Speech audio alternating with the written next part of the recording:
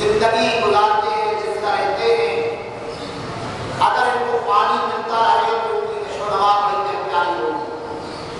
اگر پانی روک دیا جائے، ہوائیں ان سے روک دی جائیں تو یہ پودے بھی مرجھا جاتے ہیں اور ان کی موت واقع ہو جاتی ہے۔ خود اللہ تعالیٰ نے قرآن میں یہ بتایا ہے کہ زمین بھی زندہ رہتی ہے اور زمین بھی مر جاتی ہے، اس کی زندگی اور موت کی ہوا اور پانی سے وابستہ ہے۔ یہ سارے معاملات اللہ تعالیٰ نے اپنی حکمت کاملہ سے اپنی مقدس کتاب قرآن کے اندر بیان کیے، اور ان معاملات کا لحاظ رکھنا انسانیت کے لیے شعور اور عقل کی سب سے بڑی دلیل ہے۔ ارشاد ربانی ہوا، یا ایھا الناس اعبدوا ربکم الذی خلقکم والذین من قبلکم لعلکم تتقون۔ اے لوگو، عبادت کرو اس معبود حقیقی کی جس نے تمہیں پیدا کیا ہے، تم سے پہلے والوں کو پیدا کیا ہے، تاکہ تم متقی بن جاؤ۔ متقی کا معنی گناہوں سے بچنے والا، جرائم سے بچنے والا، ہدایت کی راہ پر دعوت دینے والا، ایسا شخص اللہ تعالیٰ کی بارگاہ میں محبوب کہلاتا ہے، پسندیدہ فرد جس سے اللہ تعالیٰ محبت کرے، اور جب اللہ اپنے بندوں سے محبت کرتا ہے تو اپنی رحمتوں کا نزول بھی انہیں پر کرتا ہے۔ ارشاد ربانی ہوا، تاکہ تم متقی ہو جاؤ اور تقویٰ ملے تو اللہ کی رحمت جوش میں آتی ہے۔ جب اللہ کی رحمت جوش میں آتی ہے تو انسانیت کے علاوہ جتنی اشیاء زندگی میں اسباب و علم کے محتاج ہیں ان کے لیے بھی حیاتیات کا دامن وسیع ہو جاتا ہے۔ اب دیکھنا یہ ہے کہ اللہ کا حکم یہ ہے کہ اس ذات کی عبادت کرو جس نے تمہیں پیدا کیا ہے، اور اس ذات کی عبادت کرو جس نے تم سے پہلے والوں کو پیدا کیا ہے۔ پتہ چلا کہ انسانیت کا وجود حضرت آدم سے ہے، اور حضرت آدم مٹی سے ہے، اور مٹی سے حضرت آدم کا وجود اور تمہارا وجود آدم اور حوا کے ساتھ وابستہ ہے۔ تو پتہ چلا کہ آدم اور حوا علیہ السلام کی زندگیاں ان اسباب کے ساتھ وابستہ ہیں، ان علم کے ساتھ وابستہ ہیں۔ اگر یہ چیزیں ہوں تو انسان کی زندگی ہے، اور اگر یہ چیزیں مفقود ہو جائیں تو انسان کی زندگی بھی ختم ہو جاتی ہے۔ قرآن عظیم میں اللہ تعالیٰ نے کافی مقامات پر مختلف قرائے میں ارشاد فرمایا۔ ایک جگہ ارشاد فرمایا، افحسبتم انما خلقناکم عبثا وانکم الینا لا ترجعون۔ کیا تم یہ ایمان کرتے ہو کہ تمہیں اللہ تعالیٰ فرماتا ہے کہ میں نے بیکار بنایا ہے، اور کیا تم میری طرف لوٹ کر نہیں آؤ گے؟ یہ تو اللہ کی ہدایت ہے کہ بتا دیا جائے کہ تمہارا وجود اس زمین پر تو ہے، لیکن اس وجود کے بعد جب عدم آئے گا تو تمہیں اللہ تعالیٰ کی طرف لوٹ کر جانا ہے۔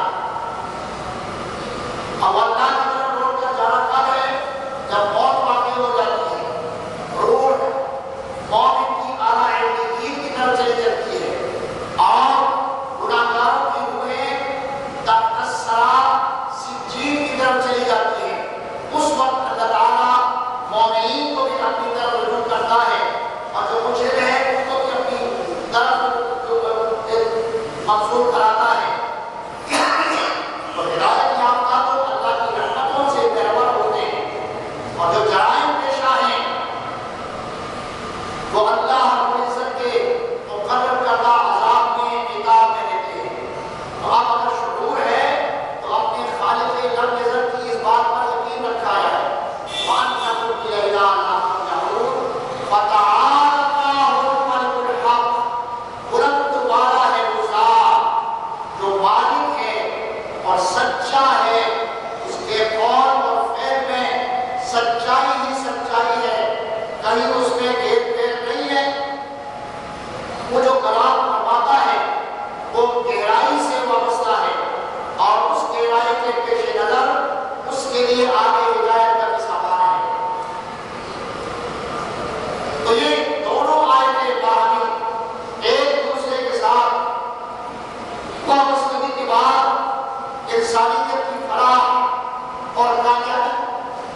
ضمانت مہیا کر رہی ہے۔ اب انسان اگر کسی پر شفقت، رحمت، محبت کرتا ہے تو اللہ تعالیٰ کی رحمت اس کے شامل حال ہوتی ہے۔ اس لیے کہ اگر انسان پر شفقت اور رحمت کرے گا تو اللہ تعالیٰ جو پیدا کرنے والی ذات ہے وہ بھی اس بندے پر رحمت، شفقت اور رحمت کرے گا۔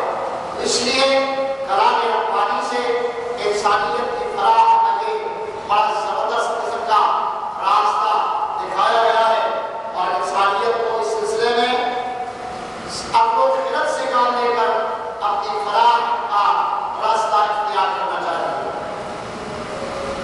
یہ قرآن مجید فرقان حمید میں بتایا گیا ہے کہ اگر تم زمین والوں پر رحمت کرو گے تو بلند بالا ذات جو خالق نظر ہے وہ تمہارے اوپر رحمت کرے گا، اس کی رحمت کے آپ مستحق بن جاؤ گے۔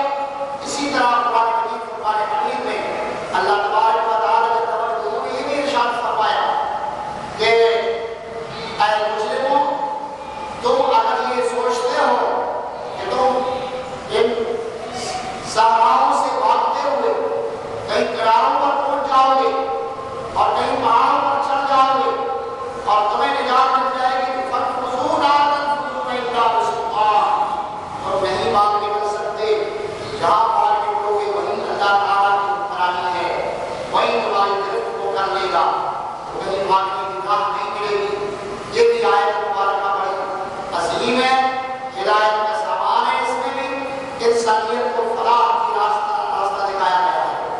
اب جو لوگ اللہ کے نافرمان ہیں، اللہ کے مخلوق کے لیے عذاب کا باعث بن جاتے ہیں، تو اللہ تعالیٰ ان کو معاف نہیں کرے گا، اس لیے کہ اللہ کے مخلوق اللہ تبارک و تعالیٰ نے کوئی رحمت، رحمت و شفقت سے بنائی ہے، اور اس پر ظلم و تشدد، اس کو پریشان کر دینا، اس کے لیے پریشانی کا سامان بن جانا، یہ اسی طرح ہے جس طرح کے لوگ اللہ تبارک و تعالیٰ کو معاذ اللہ پریشان کرتے ہیں۔ ذات ایسی ہے کہ اس پر کسی کا دعویٰ نہیں چلتا، اس لیے اللہ تعالیٰ نے قرآن میں فرمایا کہ ان الشیطان عدوی و عدوکم، یہ شیطان میرا بھی دشمن ہے، تمہارا بھی دشمن ہے۔ اس آیت مبارکہ پر غور کرنے کی ضرورت ہے کہ اللہ کے کیسے دشمن ہے یہ شیطان اللہ کا کیسا دشمن ہے۔ اور آپ نے قرآن میں پڑھا ہے کہ شیاطین من الجنۃ والناس، یہ انسانوں اور جنوں میں سے ہیں، تو آپ بتاؤ کہ انسان اللہ کا دشمن کیسے ہو سکتا ہے؟ اجنہ اللہ تعالیٰ کے دشمن کیسے ہو سکتے ہیں؟ تو اللہ نے ارشاد فرمایا کہ شیطان جنوں اور انسانوں سے ہے، اور جنوں اور انسانوں کا اللہ کے ساتھ دشمنی کا مفہوم اگر غیر مطالعہ کیا جائے تو پتہ چل جاتا ہے کہ جو انسانیت کا دشمن ہے وہ اللہ کا دشمن ہے، جو انسانیت کو پریشان کرتا ہے اس نے اللہ کو عزت کو پریشان کیا، اس لیے کہ انسانیت کے دل کو دھڑکتے ہیں۔ تو ارشاد فرمایا اللہ کے پیارے محبوب نے کہ میرے رب نے حدیث قدسی میں ارشاد فرمایا ہے کہ میں دکھی انسانیت کے دل کے ساتھ دھڑکتا ہوں، اور جب انسان فریاد کرتا ہے، وہ آرزو کرتا ہے، اس کا جو سلسلہ ہے وہ براہ راست اللہ تعالیٰ کی بارگاہ میں پہنچتا ہے۔ یہ بھی ارشاد فرمایا کہ ظالم ظلم کرتا ہے مظلوم پر، اور مظلوم کی آہ کے درمیان میں اور اس شخص اللہ رب العزت کے درمیان میں اور اس مظلوم کے درمیان میں کوئی دوسرا واسطہ موجود نہیں ہے، اس کی آہ براہ راست بارگاہ الوہیت میں جاتی ہے۔ تو اب بتاؤ کہ جب مظلوم کی آہ اللہ رب العزت کی بارگاہ میں جانے کے لیے راستے میں کوئی رکاوٹ کا ذریعہ نہیں ہے، یہ براہ راست آہ وہاں پہنچتی ہے، تو بتاؤ اللہ تعالیٰ پھر اپنے بندے سے راضی ہوا یا ناراض ہوا؟ اسی طرح اللہ تبارک و تعالیٰ حیوانوں کا بھی اپنی رحمت کا دور فرمانا ہے، ان کی صدا و آواز بھی اللہ سنتا ہے۔ اگر آپ حیوانات کو بلا وجہ ستائیں گے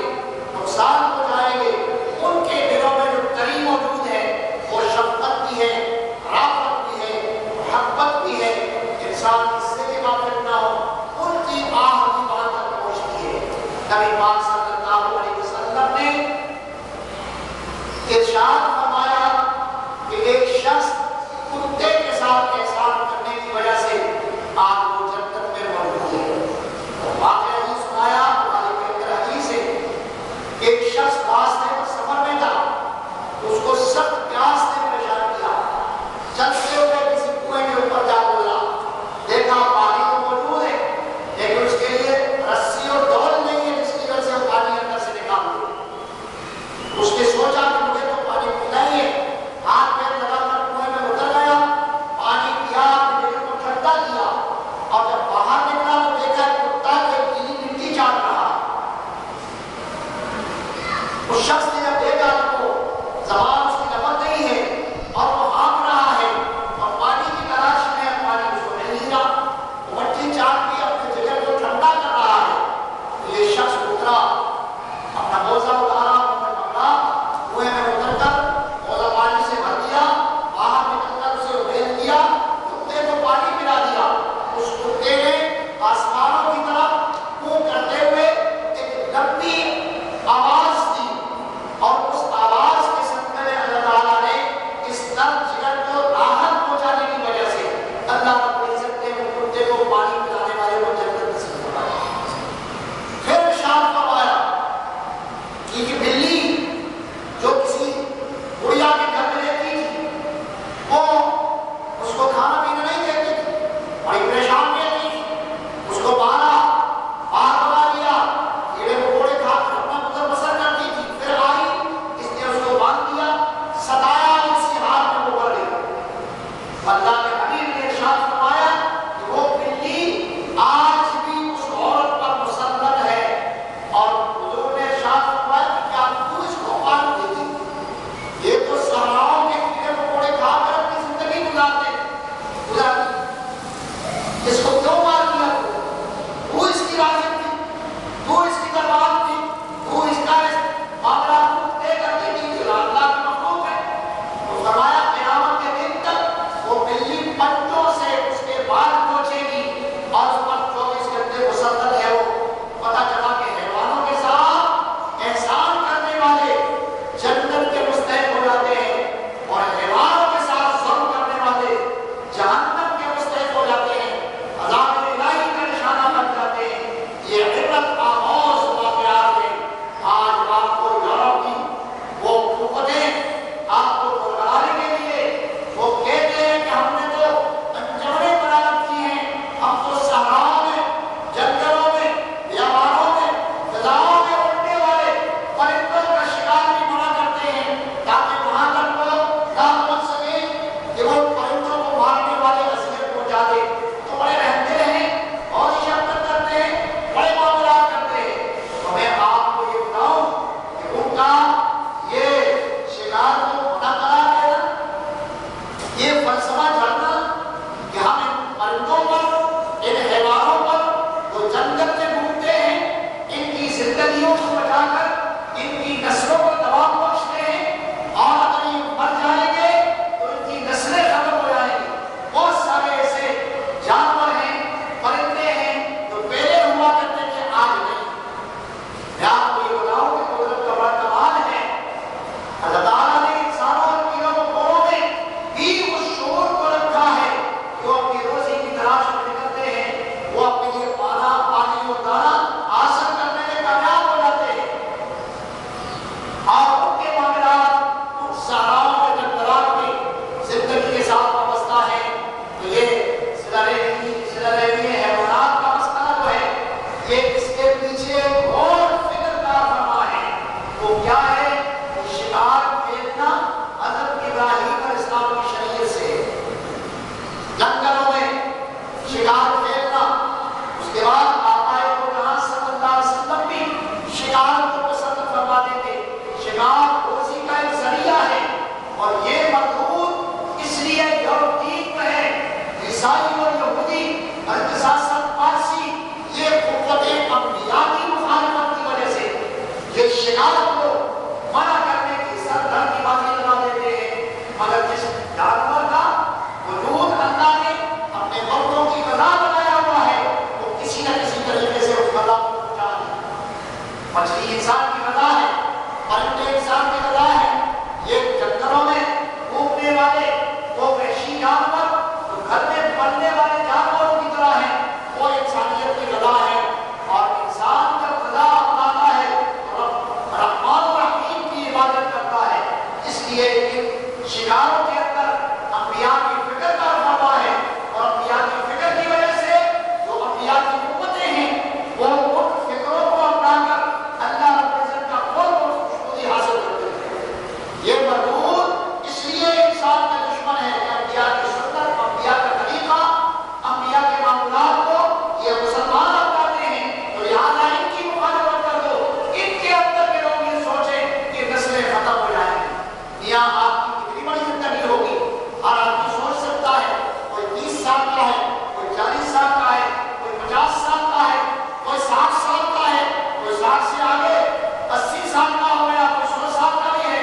اس وقت سے وہ دیکھ رہا ہے کہ ہر سال جانوروں کو قربانی کے طور پر اللہ کی رضا کے لیے ذبح کیا جاتا ہے۔ یوم النحر کو اور یوم النحر کے بعد والے دن میں، اس کے بعد والے دن میں وہ ہزاروں کی تعداد میں، لاکھوں کی تعداد میں مختلف جنسوں کی قربانیاں دی جاتی ہیں۔ اونٹ بھی نحر کیے جاتے ہیں، گائے بھی ذبح کی جاتی ہے، اور اسی طرح دیگر چھوٹے جانور بھی ذبح کیے جاتے ہیں۔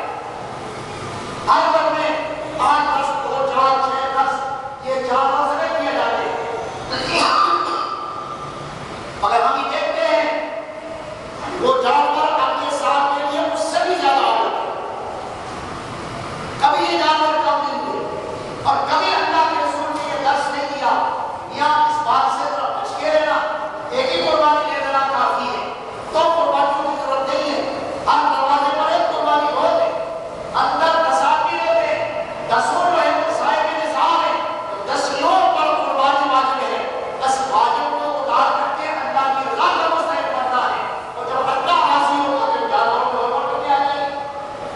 آپ نے کبھی یہ نہیں دیکھا ہوگا کہ جانوروں کی منڈیاں پوری دنیا میں لگتی ہیں، انسان مسلمان جہاں بھی موجود ہے وہ قربانی سے کر دیتا ہے۔ جب اگلے سال اس نے قربانی کی ہے، اس سال اس سے دبک جا رہا ہے، کہیں نہ کہیں سے اندر ڈالا قسمت میں ڈال دیتا ہے۔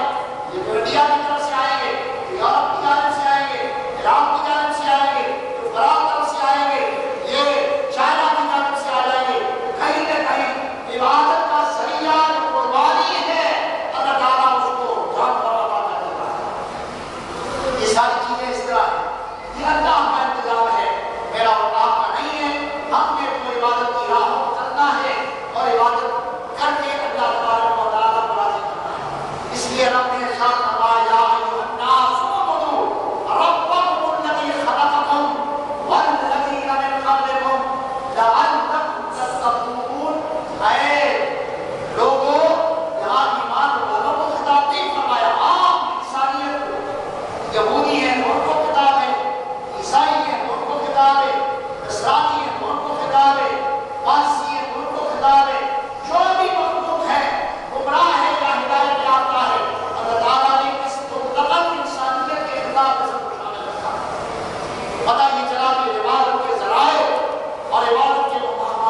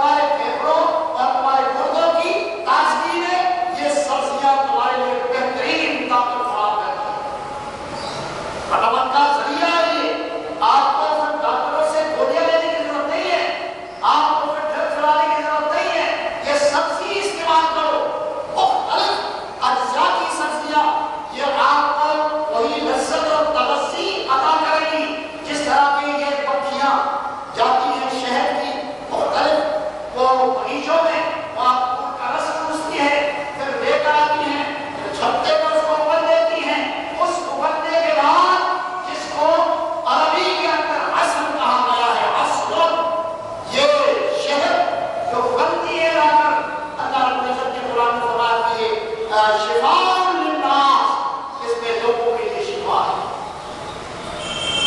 لوگ یہ کہتے ہیں کہ یہ تو شفین ہے، اس کے ذریعے سے تو آپ کو شوگر کی مرض میں اضافہ ہوگا، لیکن میرا ایمان ہے حکیم جب آپ اپنی اصطلاحوں میں لے آئیں گے تو ہمارے لوگ بھی اپنی اصطلاح میں کہتے تھے حکیم لا یخلو عن الحکمہ، حکیم کا فعل وہ حکمت سے خالی نہیں ہے۔